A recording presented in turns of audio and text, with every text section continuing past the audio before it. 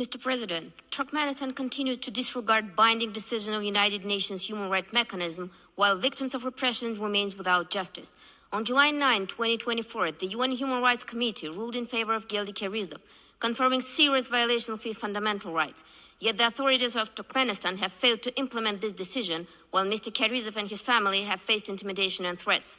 Another deeply disturbing case is that of Jamal Bazarova, a single mother who was reportedly raped by investigators during pretrial detention to force a confession. No one has been held accountable.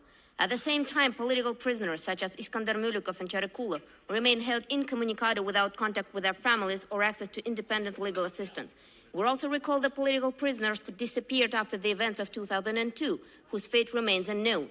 Furthermore, we are seriously concerned about the ongoing forced return of Turkmen citizens from Turkey, including those who have been expressed criticism of the authorities.